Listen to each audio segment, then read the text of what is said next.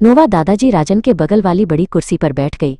अक्षरों और अंकों से भरी एक चमकदार स्क्रीन उनका इंतजार कर रही थी। नोवा ने पूछा, दादाजी, क्या पाइथन किसी सांप का नाम है?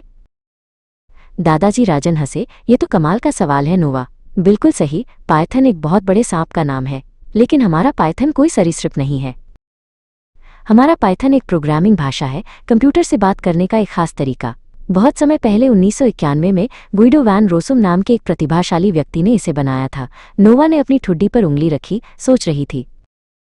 तो अगर ये एक बड़े सांप के लिए नहीं था तो उन्होंने पाइथन नाम क्यों चुना?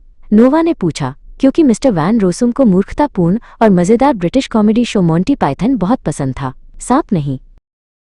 उसने अपनी अद्भुत नई भाषा का नाम पाइथन रखा, जो उस मज़ेदार शो के प्रति अपनी प्रशंसा और प्रेम का प्रतीक था। अब क्या तुम हमारा पहला पाइथन पाठ लिखना सीखना चाहती हो? दादाजी राजन कीबोर्ड की ओर मुड़े। कंप्यूटर स्क्रीन पर जादुई शब्द दिखाई दिए। #प्रिंट फंक्शन का उपयोग स्क्रीन पर जानकारी प्रिंट करने के लिए किया जाता है। Print hello world. दादाजी राजन ने एंटर दबाया और हेलो वर्ल्ड शब्द दिखाई दिए। जैसे ही वो जादुई टेक्स्ट स्क्रीन पर दिखाई दिया, अंकल शशि कमरे में घुस आए।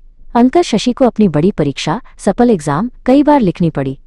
वो नू को कंप्यूटर पर कुछ लिखते हुए देखकर एक बड़ी निराश कर देने वाली घुरघुराहट के साथ उठे। वे मुड़े और धड़ाम से कमरे से बाहर चले गए।